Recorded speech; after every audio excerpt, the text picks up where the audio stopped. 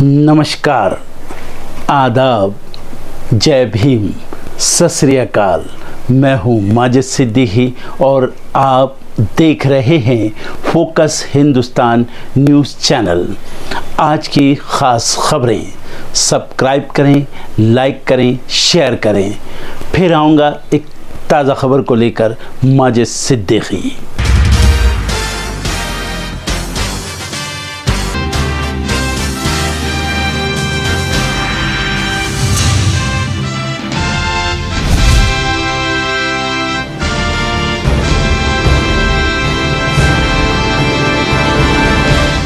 केरल, तमिलनाडु और लक्षद्वीप को करोड़ों की परियोजनाओं की सौगात देंगे पीएम मोदी। आज शुरू होगा 2 दिवसीय दौरा।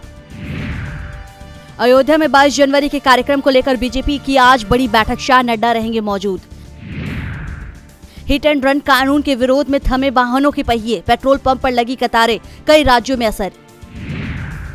लोकसभा चुनाव की तैयारियों में जुटी कांग्रेस। नूंह में कांग्रेस सम्मेलन, आज दिग्गज नेता बोले कार्यक्रम सफल बनाने में जुट जाएं। सीएम विष्णुदेव साय कैबिनेट की अहम बैठक आज। पीएम आवास योजना, महतारी बंधन योजना जैसे अहम मुद्दों पर होगी चर्चा। साइबर अटैक को लेकर मोहन सरकार अलर्ट, आज होगी बड़ी बैठक। साइबर हमलों से बचने के मुद्दे पर होगा मंथन। महिला उत्पीड़न मामले में अजय राय का बड़ा बयान, आज बीजेपी दफ्तर का घेराव करेगी कांग्रेस। भगवत मान के इंडिया में गृह युद्ध और एक थी कांग्रेस वाले बयान पर पवन खेड़ा का पलटवार, बोले एक था जोकर। निलंबित डब्ल्यूएफआई के अध्यक्ष संजय सिंह बोले सरकार द्वारा गठित हेडहॉक कमेटी हमें स्वीकार नहीं। संसद स्मोक अटैक के आरोपियों का होगा पॉलीग्राफी टेस्ट। दिल्ली पुलिस की याचिका पर पटियाला हाउस कोर्ट आज करेगी सुनवाई। दक्षिण कोरिया के विपक्षी नेता ली जे म्यूंग की गर्दन पर चाकू से हमला, गंभीर हालत में अस्पताल में भर्ती। नए साल पर गोलीबारी से दहला अमेरिका, लॉस एंजलिस में न्यू ईयर पार्टी में फायरिंग, 3 लोगों की मौत।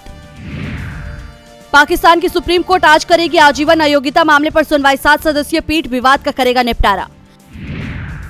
सीरिया में सेना और विद्रोहियों के बीच गोलीबारी, एक बच्चा समेत 8 लोगों की गई जान, 19 लोग घायल। जापान के लिए अभिशाप बन गया नया साल, एक दिन में 155 बार हिली धरती, भूकंप के कारण अब तक 8 लोगों की मौत। नए साल पर दिल्ली में शराब की रिकॉर्ड तोड़ बिक्री, 2 दिन में बिकी 41 लाख बोतलें। जीएसटी में बढ़ोतरी का सिलसिला जारी, पहली 3 तिमाही में जीएसटी संग्रह में 12% का इजाफा।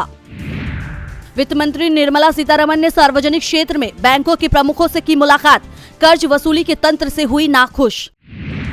2024 के पहले कारोबारी दिन में भारतीय करेंसी में आई गिरावट, डॉलर के मुकाबले कम हुआ रुपया। जेट फ्लू का प्राइस हुआ कम, सस्ती हो सकती है फ्लाइट्स की टिकट। इनकी बीबियां परेशान हो जाती घर पे मिलने के लिए। हम कार चलाने वाले लोग, हम कार चलाने वाले लोग तो ना रात को घर जाके सोते हैं, ये 15 दिन में घर पहुंचते हैं। इनके माँ बाप, इनकी जन्म देने वाली माँ और बच्चों से पूछो क्या हालत होती है। कैसे पालता है कड़ी मेहनत करके, और इसमें जब तक कानून वापिस नहीं होगा अनिश्चितकालीन हड़ताल चलेगी। ड्राइवर मजदूरी करेगा, डलिया डालेगा, जो भी करेगा, मगर गाड़ी नहीं चलाएगा, बिल वापिस नहीं होगा तब तक। ड्राइवर के पास जो 500 रुपए कमा रहा है वो अपना परिवार पालेगा कि 10 लाख रुपए देगा आपको? अगर उसके पास ये पैसा होता तो नौकरी क्यों करता? इनकी बात सुनकर यकीनन आपका दिल भी पसीज गया होगा। ये जो आप भीड़ देख रहे हैं, ये ड्राइवरों की भीड़ है जो अपने हक की लड़ाई लड़ रहे हैं, ये प्रदर्शन कर रहे हैं। दरअसल मामला ये है कि हिट एंड रन सड़क दुर्घटना मामले में नया कानून लाया गया है, जिसमें इंडियन पीनल कोड 2023 में हुए संशोधन के बाद एक्सीडेंट होने पर ड्राइवर को 10 साल की सजा और 7 लाख के जुर्माने का प्रावधान किया गया है। अब केंद्र सरकार द्वारा लाए जा रहे हिट एंड रन के नए कानून को लेकर कई राज्यों में ट्रक ड्राइवरों और ट्रांसपोर्ट ऑपरेटर्स द्वारा चक्का जाम किया जा रहा है। अलग अलग राज्यों में ड्राइवर अलग अलग तरह से प्रोटेस्ट कर रहे हैं। 15 दिन में घर पहुंचते हैं इनके माँ बाप, इनकी जन्म देने वाली माँ और बच्चों सब मुझे क्या हालत होती है।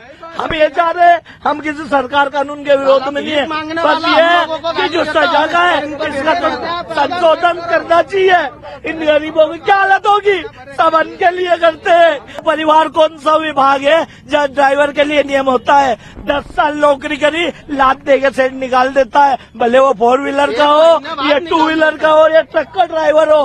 भाई साहब रोड जाम इसलिए करके रखा है ट्रक वालों ने कि इनको 10 साल की सजा का प्रावधान है। हम किसी सरकार और कानून के खिलाफ नहीं है, पर नियम ये है कि कानून में संशोधन करें, इसको लाके जुर्माने की ओर ली जाए या किसी भी बैठक करके सही काम करे। ये हर आदमी ड्राइवर जो रहता है परिवार पालने के लिए होता है, और जो सबसे गरीबी स्थिति में होता है वही आदमी ड्राइवर मजबूरी और परेशानी में ड्राइवर बनता है ना। ड्राइवर कोई हर आदमी मर्जी से बनता है क्या? कोई भी आदमी नहीं बनता। कोई माँ बाप नहीं चाहता है कि मेरा बच्चा ड्राइवर बने, कोई चाहता है कि मार साहब बने, इंजीनियर बने, पुलिस बने या नेता बने, कोई भी बने, पर कोई ये नहीं चाहता कि मार साहब बने। इन लोगों की है ना ये पुकार विचारो टोटल यार रात दिन सड़क पे भटकते। हम तो 4 व्हीलर चलाते, सुबह से शाम 8 घंटे में हमारे घर चले जाते, हमको कोई परेशानी नहीं है। पर ये लोग 8 दिन 15 दिन विदेश देश विदेश भटकते हैं, घर की रोटी एक दिन नहीं खा पाते हैं। तो ये लोग क्या है, मात्र परिवार पाल रहे हैं, क्योंकि इस दुनिया में सर पे रख के कोई ऊपर नहीं ले जाता। सिर्फ परिवार की जगह दुनिया में से जीत के आ जाते हैं। ये विश्व जीत लेंगे पर सिर्फ परिवार से नहीं जीत पाएंगे।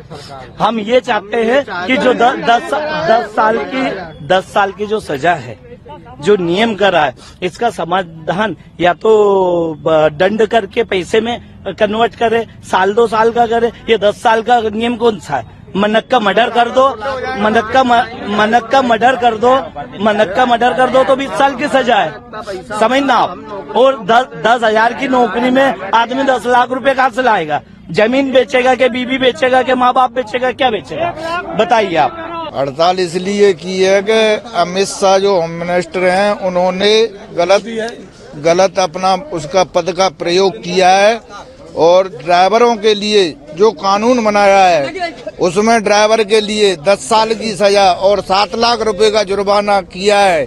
ड्राइवर अपने बच्चों को कैसे कैसे पालता है, कड़ी मेहनत करके, और इसमें जब तक कानून वापस नहीं होगा अनिश्चितकालीन हड़ताल चलेगी।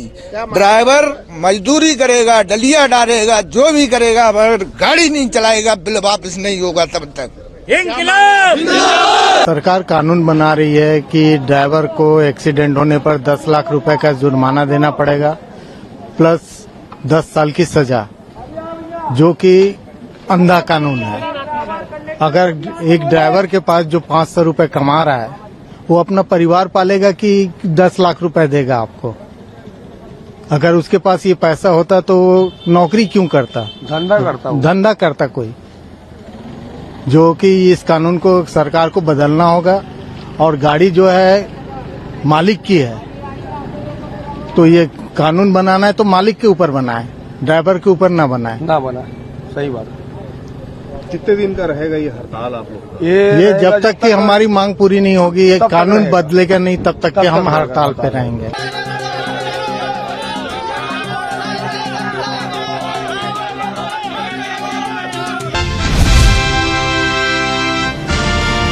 पांच राज्यों के विधानसभा चुनाव के नतीजों के बाद ईवीएम पर बड़े सवाल खड़े हो गए हैं। विपक्ष ने ईवीएम के खिलाफ मोर्चा खोल दिया है। ईवीएम पर रोज नए नए खुलासे हो रहे हैं। इस बीच ईवीएम हटाओ मोर्चा भी सुर्खियों में आ गया है। दिल्ली में इस मोर्चे को लेकर बैठक हुई, जिसके बाद कामगार कर्मचारी कांग्रेस के राष्ट्रीय अध्यक्ष डॉक्टर उदित राज ने लोकसभा चुनाव में बैलेट पेपर से चुनाव कराने की मांग की है। सोशल मीडिया प्लेटफॉर्म एक्स पर कांग्रेस नेता ने कहा कि ईवीएम के माध्यम से जो फैसला लिया जा रहा है वो निष्पक्ष नहीं है। ईवीएम को हटाने की मांग हमारे देश में भले ही अब आई हो, लेकिन जर्मनी जैसे देश में ये मांग साल 2009 में ही उठी थी। वहां के सुप्रीम कोर्ट ने 3 मार्च 2009 को अपना फैसला सुनाते हुए कहा कि ईवीएम जैसी मशीन का क्या फायदा जब वोटर को वोट डालते वक्त नजर ही नहीं आ रही कि उसका वोट किसको जा रहा है, और न ही गणना के वक्त ये पारदर्शिता है। उस साल जर्मनी ही नहीं पूरे यूरोप में बैलेट पेपर से चुनाव हुए थे। कांग्रेस नेता ने कहा कि भारत के लोकतंत्र में जब वोटरों को ये पता ही नहीं है कि उसका वोट किसको जा रहा है, तो ऐसे में लोकतंत्र कैसे सुरक्षित है। दरअसल इस समय ईवीएम को हटाने की मांग देश के हर कोने से उठने लगी है। विपक्ष की इस मांग पर चुनाव आयोग आखिर कब तक चुप्पी साधे रहेगा, ये देखना होगा। नए साल के पहले ही दिन भारतीय अंतरिक्ष अनुसंधान संगठन ने सफलतापूर्वक लॉन्च किया नया सैटेलाइट। इसरो ने जो सैटेलाइट लॉन्च किया है उसका नाम एक्स-रे पोलारीमीटर सैटेलाइट एक्सपोसैट है, जो पल्सर, ब्लैक होल्स, आकाशगंगा, रेडिएशन की स्टडी करेगा। इसके साथ ही 10 और पेलोड को भी PSLV रॉकेट से लॉन्च किया गया है। 650 किलोमीटर की ऊंचाई पर तैनात ये सैटेलाइट अंतरिक्ष में मौजूद रेडिएशंस की स्टडी करेगा और black hole, X-ray binary, active galactic nuclei, non thermal supernova, pulsar, आकाशगंगा जैसे अंतरिक्ष के उन हिस्सों पे प्रकाश डालेगा जिनके बारे में अब तक पूरी जानकारी नहीं मिल पाई है। इसरो की इस उपलब्धि का अंदाजा इसी बात से लगाया जा सकता है कि ब्लैक होल्स का अध्ययन करने वाला ये भारत का ही नहीं, दुनिया का पहला सैटेलाइट है। इस सैटेलाइट की मदद से अंतरिक्ष के कई रहस्यों का खुलासा हो सकता है। लोकसभा चुनाव में अब 2-2.5 महीने का ही समय रह गया है। चुनाव की तैयारियां जोरों शोरों से चल रही हैं। इस समय सबसे ज्यादा नजरें इंडिया गठबंधन के अंदर होने वाले सीटों के बंटवारे पर टिकी हुई है। गठबंधन की ओर से कोशिश हो रही है कि 400 सीटों पर बीजेपी के खिलाफ विपक्ष का एक उम्मीदवार उतारा जाए, और ये संभव होते हुए भी दिखाई दे रहा है। महाराष्ट्र में सीट शेयरिंग को लेकर एनसीपी सांसद सुप्रिया सुले ने बड़ा दावा किया है। उन्होंने कहा कि 15 दिन पहले दिल्ली में सोनिया गांधी, उद्धव ठाकरे और शरद पवार के बीच मीटिंग हुई थी।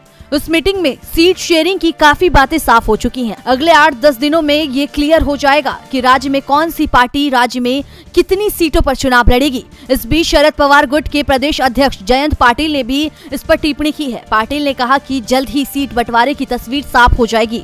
दिल्ली में तीनों पार्टियों की वरिष्ठ पदाधिकारियों की बैठक हुई है। जयंत पाटिल ने कहा कि मैंने सुना है कि दिल्ली में कांग्रेस पार्टी के अंदर कुछ बैठकें हुई हैं। मुझे उम्मीद है कि तीनों दल एक बार फिर साथ बैठेंगे और इस सप्ताह के भीतर सब कुछ तय हो जाएगा। वहीं शिवसेना यूबीटी सांसद संजय राउत ने कहा कि मेरी बात मल्लिकार्जुन खड़गे से हो गई है।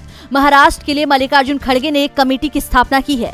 पहले उनसे बात होगी, बाद में अगर हमें लगा तो हम मल्लिकार्जुन खड़गे और राहुल गांधी से बात करेंगे। संजय राउत ने आगे कहा कि लोकसभा चुनाव में हमारा गठबंधन बीजेपी का पत्ता साफ कर देगा। दर्शकों, देख लिया आपने हमारे वीडियो को। हमें खुशी होगी कि आपने हमारे न्यूज़ को लाइक किया और दूसरों को शेयर किया। अगर अभी तक हमारे चैनल फोकस हिंदुस्तान को सब्सक्राइब नहीं किया है तो तुरंत सब्सक्राइब करें, कमेंट करें और बेल आइकॉन को प्रेस करें। हम हाजिर हैं खबर के लिए।